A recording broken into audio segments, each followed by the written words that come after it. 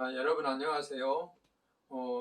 오늘은 3주차 강의를 시작하겠습니다. 3주차에서는 생태계 속의 식물이란 주제로 식물들이 생태계 안에서 어떤 역할을 하는지, 우리가 이미 생산자란 말은 여러분들한테 알려드렸습니다만은 얘들이 왜 꽃을 피우는지, 또 겨울은 어떻게 나는지, 또 생태계 안에서 얘들이 어떻게 상생해서 사는지, 경쟁은 어떻게 하는지, 또 식물들 사이에서도 이런 경쟁 사이에서 갈등이라는 것도 보여주는데, 이런 생태계 안에서 식물들의 생활사에 대해서 알아보도록 하겠습니다.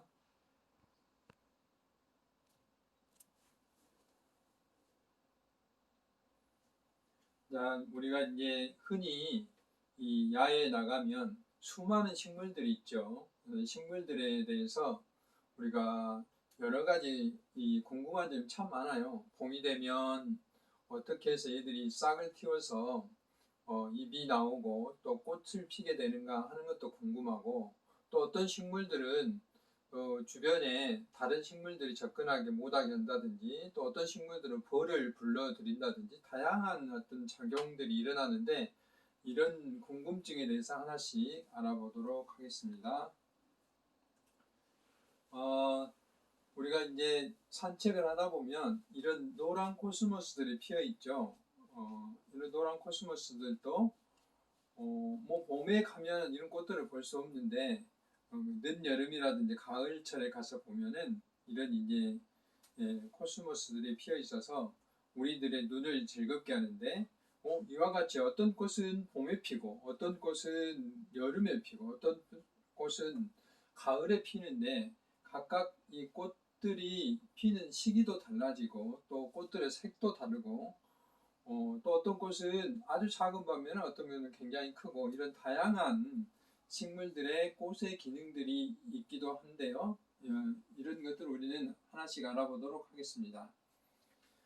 이 꽃은 이제 그 배초향이라는 꽃인데, 우리나라의 그 고유의 일종의 허브라고 할 수가 있어요. 지금 이 호랑나비가 이 배초향의 꿀을 따기 위해서 왔죠.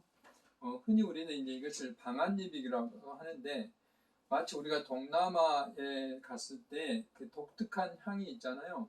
그런 향과 비슷한 그런 냄새인데, 싫어하신 분들은, 적응이 안 되신 분들은 이건 이제 먹을 수가 없죠. 그렇지만 그 약재로서도 상당히 많이 쓰여지고, 뭐 부침개를 만든다든지, 또는 각종 국물, 찌개에 이걸 넣어서 먹는다든지 하는, 상당히 많이 우리 민간에서 이용되고 있는 그런 식물이죠.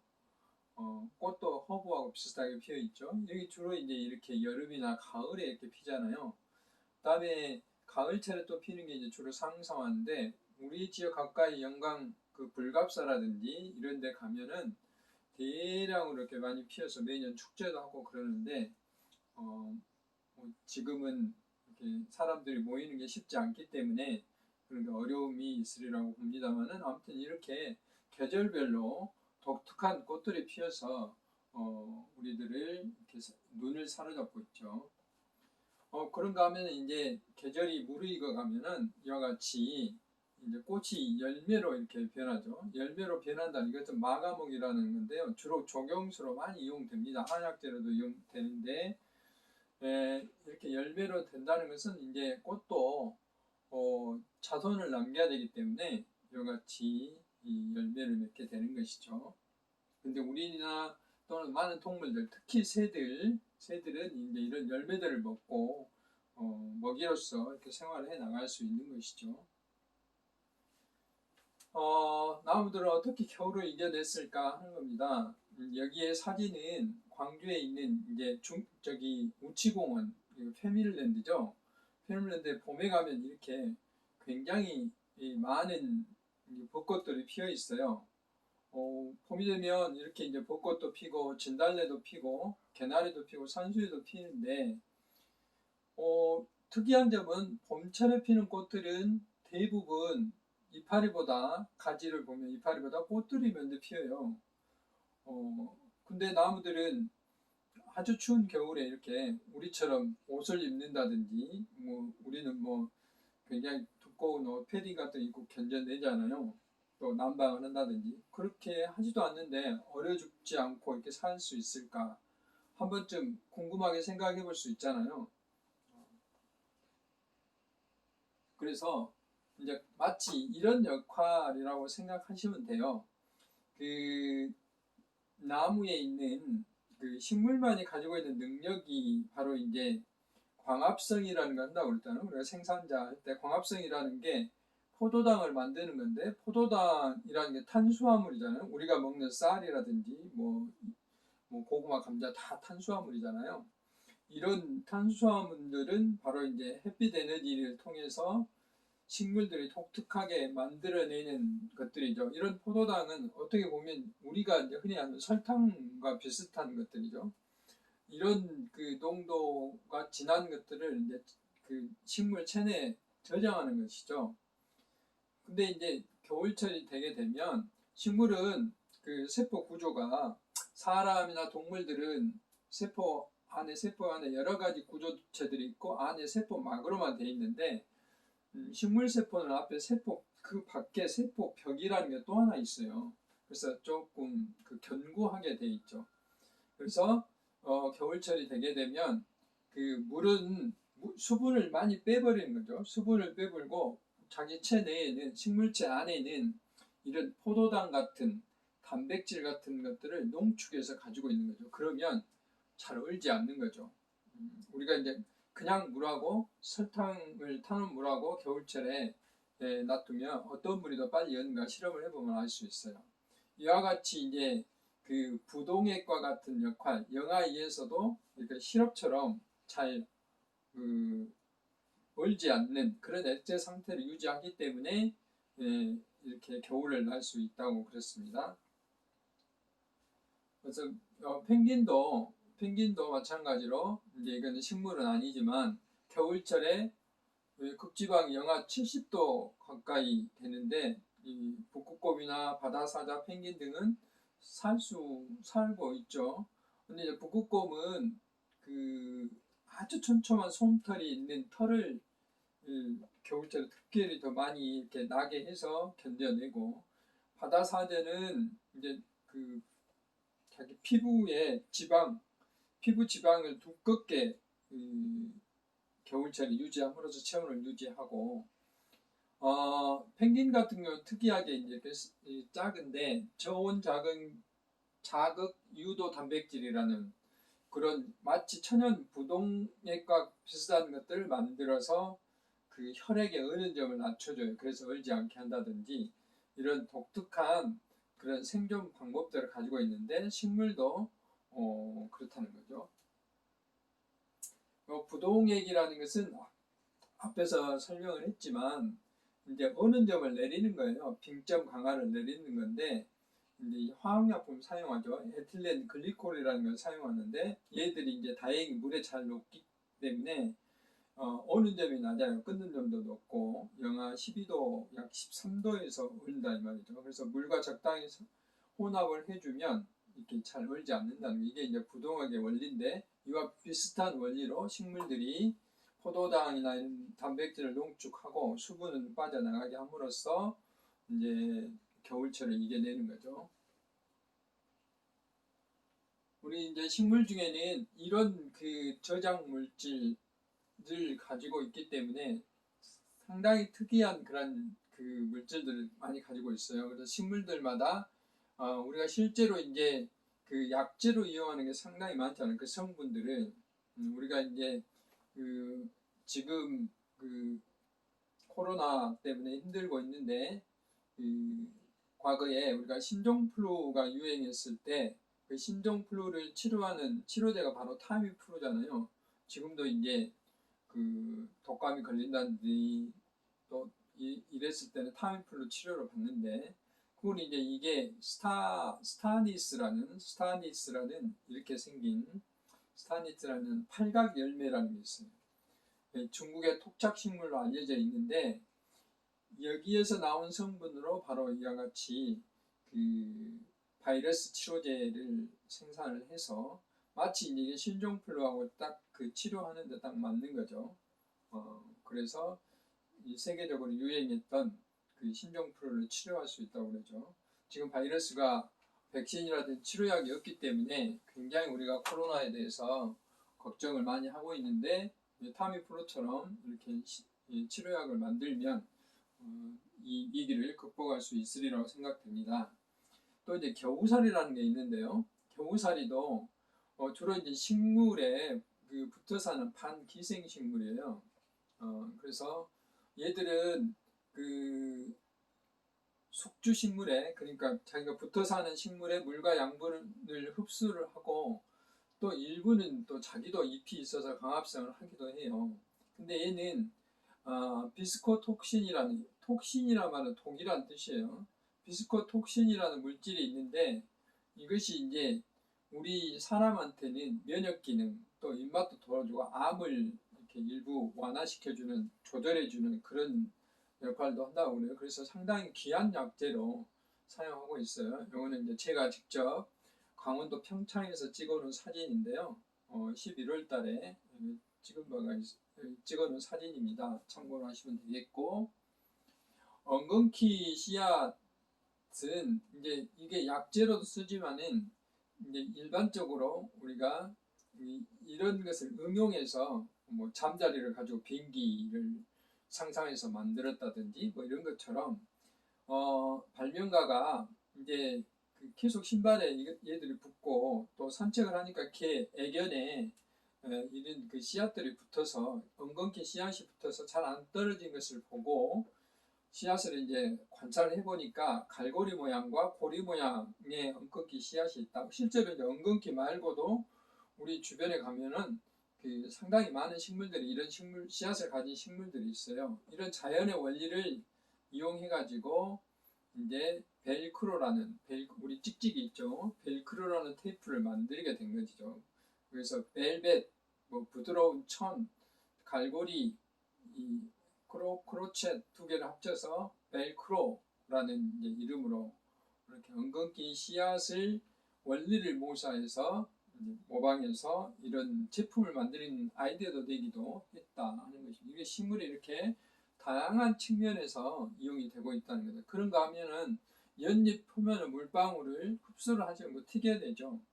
연잎 표면의 결정 구조에서 영감을 얻어서 그 물방울 튀겨내는 금속 소재를 개발한 거죠. 이렇게 함으로써 우리 항공기, 비행기 엔진에는 만약에 겨울철에 엔진에 물이 고이면 치명적인 비행기에 손상을 입힐 수 있는데 이런 금속을 이용하면 물이 고이지 않게 하기 때문에 굉장히 유리한 거죠. 그래서 중장비 가스터빈에도 이와 같은 원리를 이용함으로써 이런 그 연립의 그 기능들을 연구를 해서 이렇게 우리 생활에 이용한 거죠. 그런가 하면 이제 얘는 이제 식물은 아니지만 파리목에 속하는 동해등해라는 게 있어요. 그럼 이거는 이제 가축 분뇨라든지 뭐 화장실, 음식물 쓰레기 등등을 이건 이제 처리할 수 있는 거죠. 우리가 지렁이 갖고도 하지만은 음식물 쓰레기 10kg을 약 3, 5일 만에 80% 이상을 분해해 본다는 거죠. 우리가 음식물 쓰레기를 실제로 사료를 만들고 하는데 엄청난 그 에너지 또 사람들의 노동력이 들어가죠. 뭐 여러분들이 집에서 발생한 음식물 쓰레기를 이제 수거할 수 있도록 분리수거를 해놓으면 그것도 수거에 가야죠. 그걸 다시 여러 가지 그 작용으로 사료화를 해야죠. 뭐 굉장히 많은 수고 노동력이 들어가는데 바로 이와 같이 이제 곤충을 이용한다든지 했을 때는 좀 손쉽게 이해할 수 있는 거죠. 나중에 이제 하수도에 대해서 강의를 할 텐데 하수도도 실제로는 거의 그 미생물들이 그 정화 활동을 한다고 말을 할 수가 있거든요. 이와 같이 이제 식물이나 동물들이 이렇게 다양한 그런 역할들을 하고 있다 하는 것이죠. 이제 봄이 되면 이제 이런 꽃들이 있어요. 여기서는 그냥 가볍게 이 꽃들을 그냥 소개해 주는 거예요.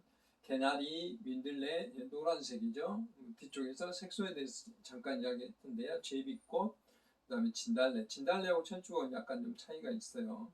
그다음 개별꽃. 이 개별꽃은 앞에 표지에서 맨 첫 번째 화면에서 보여줬던 화면인데요. 실제로 우리 육안으로 보면 훨씬 작습니다. 이건 좀 확대해서 찍어놓은 거고, 봄가지꽃이라는 게 이제 봄에 굉장히 많이 들판에 많이 피어 있는 그런 들국화 야생화라고 할 수가 있습니다. 뭐 고들빼기 꽃이라든지 이게 부처님의 그 머리, 스님들의 머리를 담았다 해서 불두화, 굉장히 꽃이 크죠. 이거는. 그다음에 사과, 이건 인동꽃이 있고요. 뭐 나도사프라 조경화로 많이 사용하고 있는 거고, 다정 큰나무 같은 경우는 공원 조경수로 많이 이용되고 있습니다.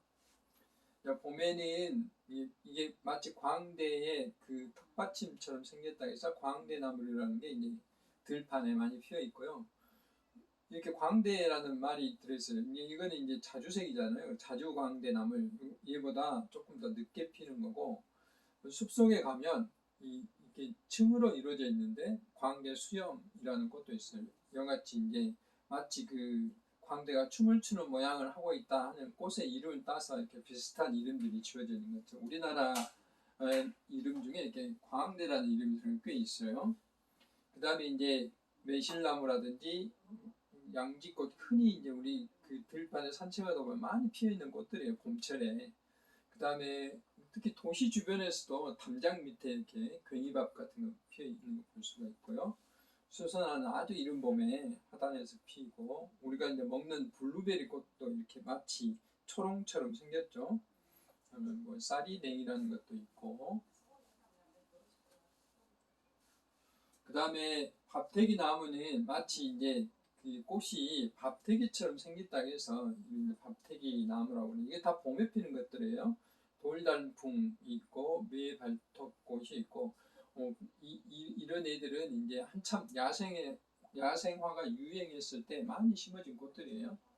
목단이 있고요. 그 다음에 자주 달개비가 있고, 아까 매발톱이고, 앞에서 설명했던 배초양, 그 다음에 할미꽃, 요즘 보기 힘들지만 이런 게 있고요. 윤판나물이라는 것도 있습니다. 산에서 주로 피고 있는 것들이고, 금당화라는 꽃이 있는데 주로 이제 그 봄철에 우리나라 아름다운 야생화로 많이 소개가 되고 있는 것들이고, 애기똥풀이라고 있는데 이거는 이제 하천 주변이나 들판에 굉장히 많이 피어 있는 꽃인데, 이 꽃들은 이제 마치 줄기를 끊으면 노란 액이 나오는데, 이게 이제 그 어린애들의 그 변처럼 생겼다 해서 이제 이름이 이렇게 지어진 거예요. 그 다음에 해바라기가 있는데요. 해바라기는 주로 이제 그 여름철에 많이 피는데, 주로 꽃이 그 햇빛에 향한다 해서 이제 주로 그 빛이 많을 때 주로 이제 봄에 피는 꽃들이 그러거든요. 그래서 물론 장일식물이란 말을 짓기도 하는데, 이런 말을 이렇게 해서 이제 해바라기는 그런 식물의 이름이 지어졌습니다. 그 다음에 이제 주로 그 물 위에서 사는 불의옥잠이라는 게 있는데, 불의옥잠은 이제 그 수질 정화를 하는 것도 한데, 꽃도 이제 이렇게 굉장히 이쁘게 생겼죠. 그다음에 이제 우리나라에 그 얼음이라는 게 있는데, 그게 이제 으름덩굴이라는 이름이에요. 봄에 이제 꽃이 피면 이런 식으로 생겼어요. 그다음에 우리 그 광주호 상류에 가면 충효동이라고 있는데, 거기에 이제 이게 왕 버드나무, 천연 기념물인 버드나무가 있는데, 그게 이제 이렇게 생겼습니다. 그 외에 이제 철쭉이라든지 자두나무라든지, 우리가 뭐 유행가에 그 마로니에라는 이름도 있는데, 이런 것들은 칠렵수입니다. 이거 봄철에 꽃이 피는 것들이죠. 그 다음에 마치 이제 개구리 발톱처럼 생겼다 해서 개구리 발톱, 실제로 굉장히 작은 꽃입니다. 주로 산에 가면 상당히 낮은 산의 입구 쪽에 많이 피어 있는 것들인데, 이게 봄철에 피고요. 여름철에서 가을철 초기에는 이게 나래 가막살이라는 게 있는데 굉장히 많이 피어서, 얘도 이제 그 일종의 그 고리 모양의 씨앗을 나중에 피게 되는데요. 이런 것도 있고, 틀리고 잘 아시고, 범부채는 이제 호랑이 모양의 그 꽃잎을 가지고 있다 해서 이름이 범부채라는 이제 이름이 지어졌습니다. 그 다음에 산수국이 있는데요. 산수국은 그 꽃잎이 이제 대개의 경우에 수국 그럼 전부 이렇게 꽃인데 특히 산수국은 앞에 이런 것들은 가짜 꽃이고요. 실제 꽃은 이거예요. 이것들은 이제 그 자기가 좋아하는 벌들라든지 곤충을 이렇게 유인하기 위해서 이런 꽃 모양을 가지고 있어요. 그리고 여름철에 이제 많이 피어 있는 게 옥자마라든지 비비추라는 꽃이 있고요.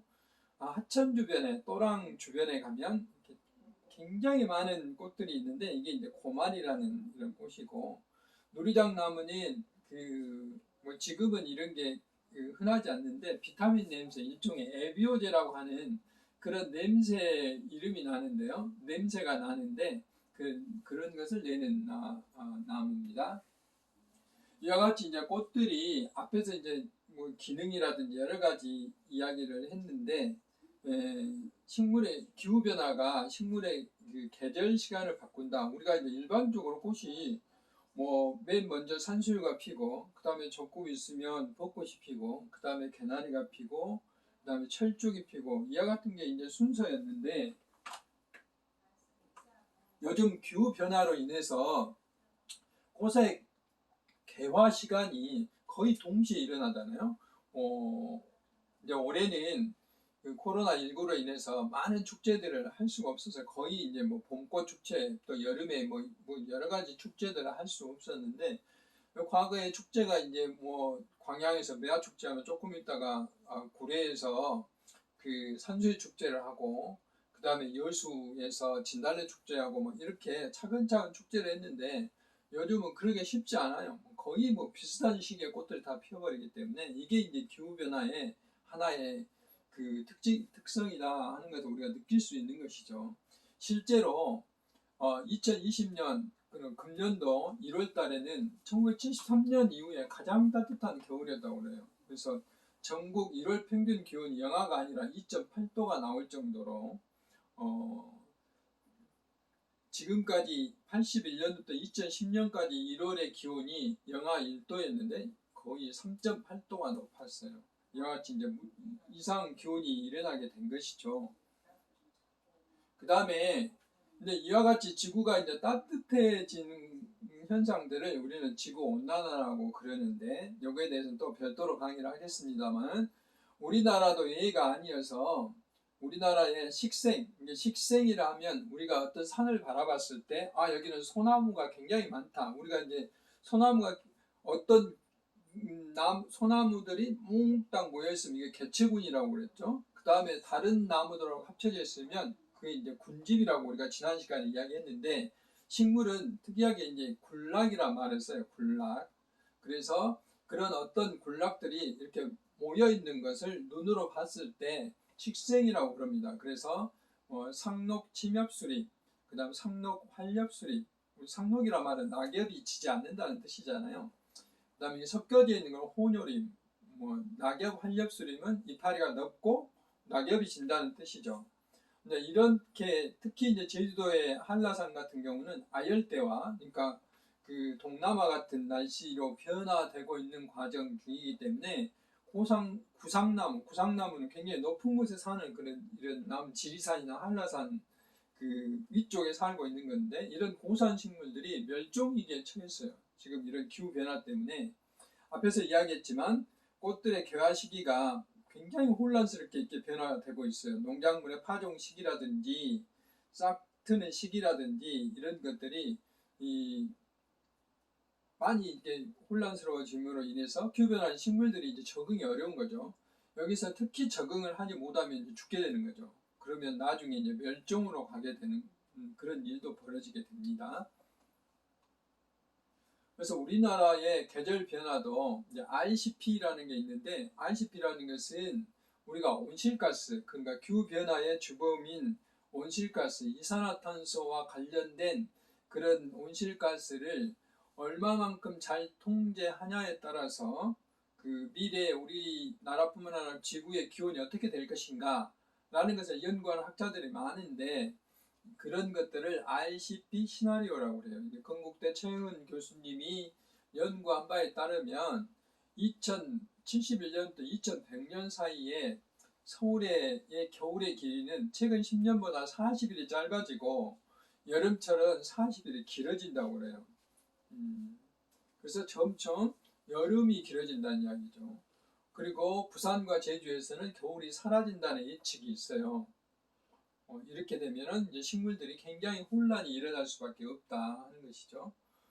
실제로 우리나라 경우에도 이제 난대성 상록 활엽수림, 그러니까 주로 따뜻한 곳에 사는, 주로 이제 우리 완도나 진도나 이런 쪽에 사는 것들을 난대성 상록 활엽수림이라고 그러는데요. 특히 이 중에 이제 북가시나무 같은 게 있어요.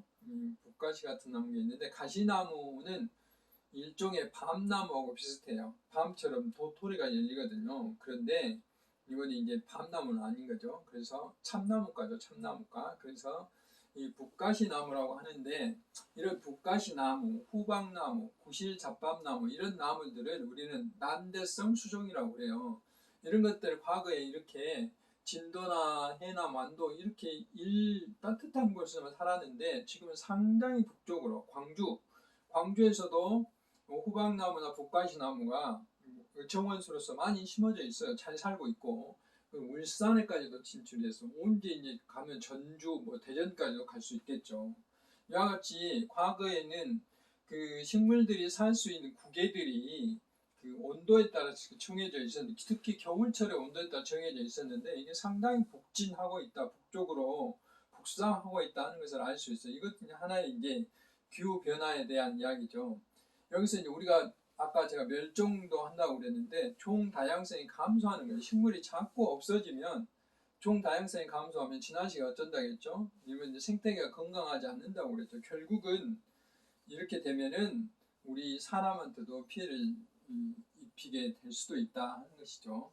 그래서 우리가 이제 이 1차 시에서는 주로 이제 식물들이 그 겨울철에 어떻게 이제 부동해과 같은 역할들을 해서 겨울철을 이겨내고, 그 다음에 그런 식물들의 기능적인 것들을 어떻게 이용하고, 식물들의 계절 변화를 혼란스럽게 하는 기후 변화에 대해서 이렇게 알아봤습니다. 잠시 쉬었다가 2차 시에서 뵙도록 하겠습니다.